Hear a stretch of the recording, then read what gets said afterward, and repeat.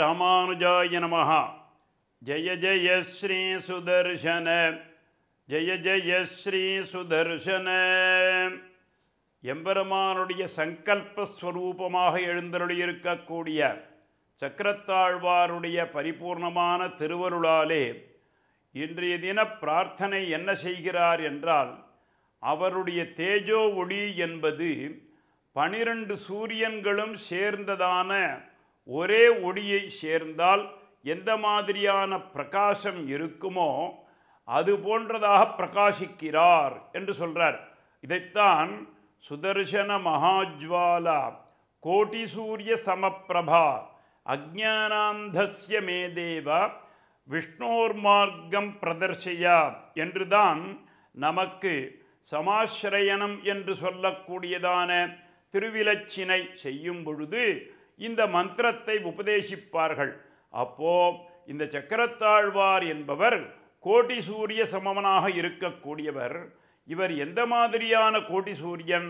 12 ஆதித்யர்கள், கேசவாதி 12 மூர்த்திகள் இருக்கா இல்லையா, அவர்களுடைய கரங்களில் உள்ள சக்கரங்கள் ஒன்றாகச் சேர்ந்ததான உருவமா, அல்லது தேஜோமயமான ஸ்வரூபமே தனி உருவமா என்றெல்லாம், பத்மராக மணிப்பிரபாளத்தினுடைய சமூக கூட்டமா என்றெல்லாம் பற்பலவிதமான சந்தேகத்தை எழுப்புகிறது.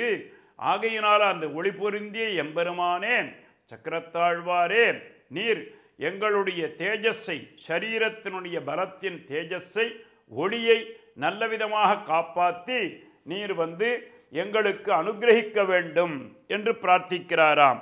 தாம்நாமைரம் மதானாம் நிச்சயமிவ சிரஸ்தாயினாம் துவாதசானாம் மார்த்தண்டானாம் சமூகம் மகயிவ பகுலாம் ரத்னபாசாமிவர்த்திம் அர்ச்சிசாங்காதமேகீகிருதமிவ சிகினாம் பாடபாக்ரேசராணாம் சங்கிருந்தே யஸ்ய ரூபம் சபவது பவதாம் தேஜசே சக்கரராஜஹ. ஹே சக்கரராஜனே, உம்முடைய துவாதசாதித்யர்களுடைய சூரிய பிரகாசத்தினுடைய ஒளி உம்மேல் இருக்கிறது. தேவரீர் அத்தனையும் கலந்த ஒரே உருவமாக எங்களுக்கு காட்சியளிக்கிறீர். அந்த உருவத்தை கொண்டு, அந்த தேஜஸை கொண்டு எங்களுடைய உள் ஒளியை, அதாவது ஹிருதயத்தினுடைய பிரகாசத்தை, அதுதான் அங்கே உள்வொளியானது நல்ல விதமாக பிரகாசிக்குமே ஆகில் அவனுடைய முகமானது நல்ல விதமாக பிரகாசிக்கும் என்றார். அதனால தான் அங்கே சொல்றச்சே பெரியவர்கள் அடுத்தது காட்டும் பளிங்கு போல் அகம் கடுத்தது காட்டும் முகம் என்று சொல்லுவார்கள். அந்த முகமானது பிரகாசமாக இருக்க வேண்டும். அதற்கு சக்கரத்தாழ்வாரே, நீர்தான் உறுதுணையாக இருந்து எங்களுடைய அகையிருளை போக்கி நல்ல விதமான ஒளியை தந்தருள வேண்டும் என்று பிரார்த்திக்கிறாராம். எந்த விதமாக இவன் எவ்வளவுதான் ஆரோக்கியமாகவும் செல்வந்தராகவும் இருந்தாலும் முகத்தில் பொலிவு என்பது இல்லை என்றே ஆகில் இது எல்லாம் வியர்த்தமாக ஆகிவிடும். இது ஆண்களாகட்டும் பெண்களாகட்டும், இல்லத்தில் உள்ள பசுமாடுகள் கூட பார்த்தால் அது ஒரு ஒளி பொருந்தியதாக இருக்க வேண்டும் என்று சொல்கிறார். அந்த மிருகங்கள் கூட நல்ல ஒரு பார்ப்பதற்கு ஒரு லக்ஷ்மி கட்டாட்சமாகவும் பிரகாசமாகவும் இருக்குமேயாகில் அதில் ஏதோ ஒரு தேஜோமயம் இருக்கின்றது. பூத்து குலுங்கக்கூடிய ஒரு மரத்தை பார்த்தால் கூட அதற்குள் என்ன இருக்கிறாராம்?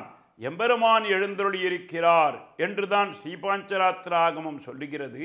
அந்த மாதிரியாக உள்வொளியை எங்களுக்கெல்லாம் பெருக்கி உலகத்தினுடைய இருளையெல்லாம் நீக்க வேண்டும். அந்த உள்வொளி பெருகுவதனால என்னாகும்னு கேட்டாக்க, இவனுடைய அகையிருள் என்பது நீங்கிவிடும். இதனால் இவன் ஞானியாக மாறிவிடுவான். ஞானம் பெற்றதனால சக்தி பெறுவான், சக்தியை பெற்றதனால் பலம் பெறுவான், பலத்தை பெற்றதனால் ஒளி பெறுவான். அந்த ஒளியின் மூலமாக உலகத்தின் இருளையெல்லாம் நீக்குவான் என்பதனால் சுதர்சன பகவானே, தாம்நாமைரம் மதானாம் நிச்சயமிவ சிரஸ்தாயினாம் துவாதசானாம் மார்த்தண்டானாம் சமூடம் மகயிவ பகுலாம் ரத்னபாசாமிவர்தீம் अर्चिस्सङ्घातमेकीकृतमिशिखिनां बाडभाग्रासराणां शङ्कन्ते यस्य रूपं स भवतु भवतां तेजसे चक्रराजः. மார்த்தண்டானாம் சமூகம் சேர்ந்த மார்த்தண்டான் என்றால் சூரியன் என்று பெயர். அந்த சூரிய ஒளி கூட்டங்கள் எல்லாம் ஒன்று சேர்ந்த உருவமாக இருக்கக்கூடிய சுதர்சன பகவானே, எங்களுக்கு அகையுருளாய் நீக்கி நல்லவிதமாக பிரகாசத்தை கொடுக்க வேண்டும் என்று பிரார்த்திக்கிறார். ஜெய ஜெய ஸ்ரீ சுதர்சன, ஜெய ஜெய ஸ்ரீ சுதர்சன, ஸ்ரீமதே ராமானுஜாய நமஹ. மேலும் இது போன்ற சிறப்பான நிகழ்ச்சிகளை காண இப்போவே லைக் பண்ணுங்க, ஷேர் பண்ணுங்க, மறக்காம சப்ஸ்கிரைப் பண்ணுங்க.